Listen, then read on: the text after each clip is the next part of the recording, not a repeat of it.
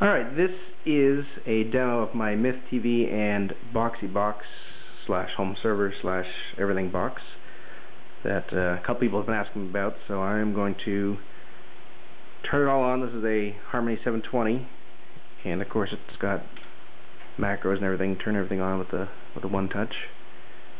So of course stereo, that's the Wii on top, but we're not going to talk about that. So there's Mythtv, which is basically a DVR, TiVo, which you'd expect. I don't have cable, so I use everything with the antenna, and so of course I get over-the-air HD with it because it has. I'm using digital tuner. Turn this down. Program guide is all over the air, so there are some unknowns, some blanks, things like that. See that or not?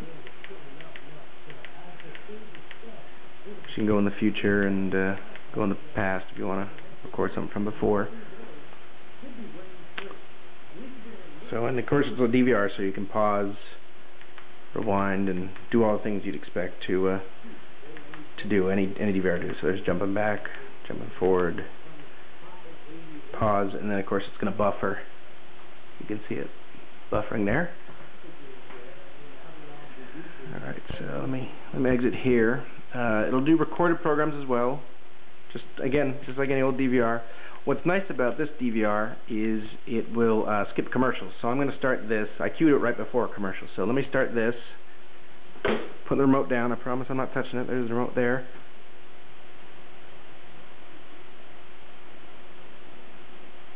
And you saw it just skip the commercial there. That's what that is. If you saw that enough. But you can tell it to skip commercials. You can tell it to let you know when there's a commercial, or you can just play through all the commercials and have it do nothing. Of course, save your position. And then boxee is what everybody asks me about, integrated with Mythtv. It's pretty simple. It's just a bash script. There's lots of examples of it online. What boxee does is it streams all the online shows through the channel. So ABC, Fancast, Hulu, CBS, Fox, all those things show up here. And again, there's no monthly fee for this either. You can download this. You don't need anything special for this. You can download this on a Mac, PC, or Linux. And so all these shows and things like that. There is a limited amount of stuff you can watch because it's whatever it can grab off the website. So some I guess networks will pull their show after 3 weeks or whatever. And it also has got all kinds of apps. So if you subscribe to NHL or MLB or something, you can sign up to your account here, and there's all kinds of apps, all kinds of RSS feeds, everything like that there. It also will do your music, DVDs, photos, all the local stuff you have. It'll play for you. So I'm gonna go back. And again, I'm doing all this with the 720. The 720 also will do my X10. So let me go over here. I can press the fan button, and that should turn on the fan. And there it goes right there. So that is just an X10 unit I have, which is that little guy right there next to the Wii. The box itself is an nmedia PC. So it's just a computer case, but it's made to look like a stereo case. It's displaying the clock. If I went into a recording, so let's say I go back and play The Office. You can't see that, but that says The Office, and then that right there is how far along in the show you are. So I did just start The Office. So it's a nice case. It's metal front here. The screen was a little bit difficult to get set up in Linux, but it's possible. There's some good wikis on the Mythtv website. There's the bottom of the case. You got USB and card readers and headphone jack I never use. And the top is DVD player. I don't know if Blu-ray's working yet on Linux, but I don't have any Blu-ray discs, so that's never. That's the front end. We're going to go ahead and take a look at the back end, and we'll see what it looks like from there.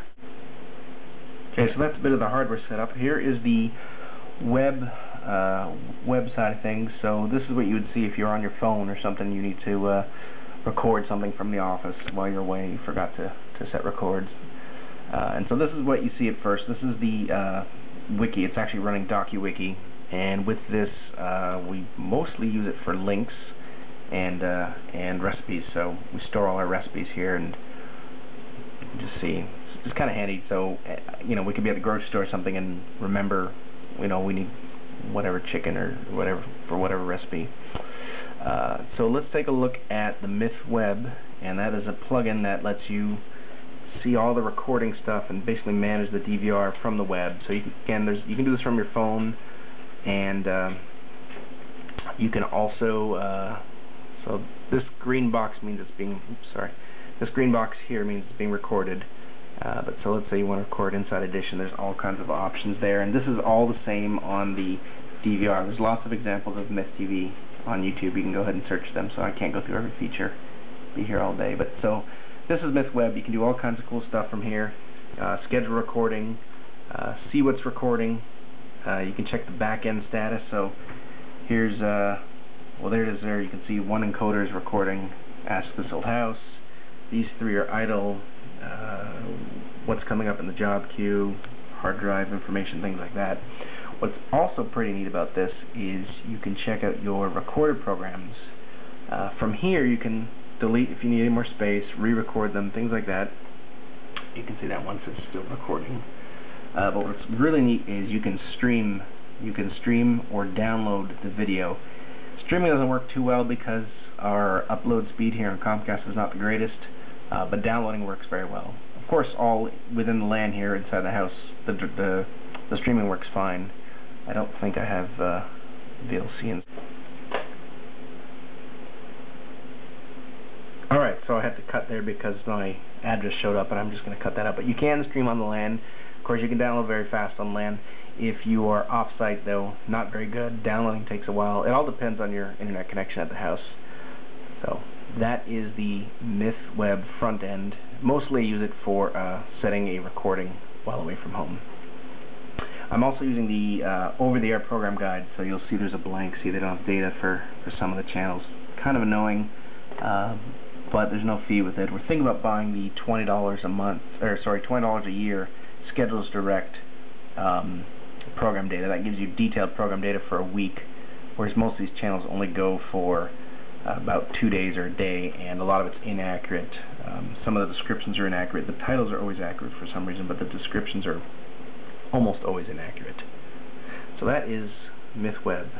Very handy tool. Alright, the other thing I recently added was ampache, which is it's basically Google Music. And what it does, it allows you to listen to your music when you're away from home. So you just add a song, and you can open the player.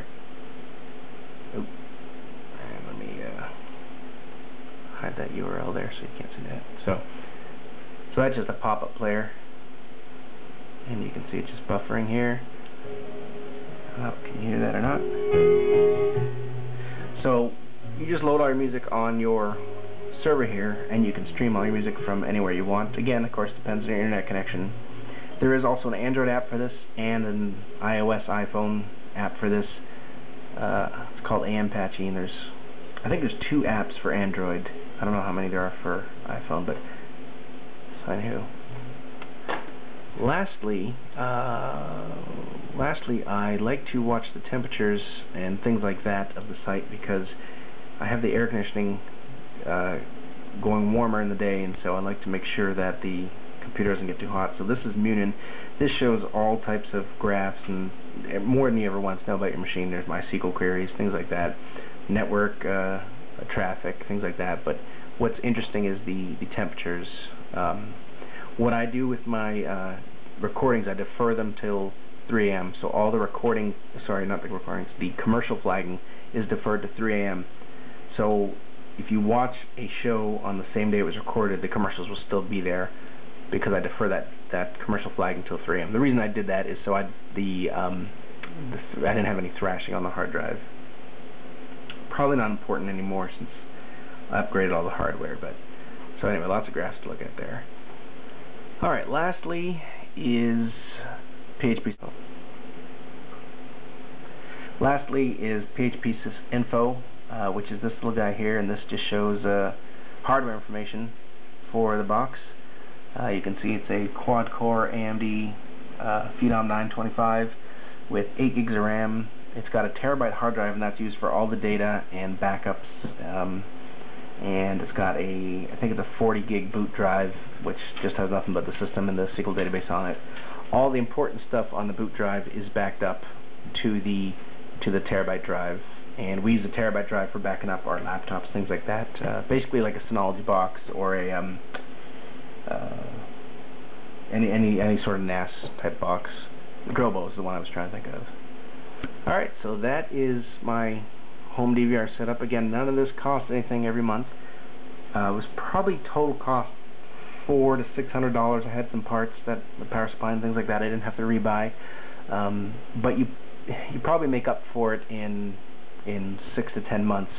If you cancel your cable and you can live with this, you can pay for itself in under a year, definitely, minus your time, of course.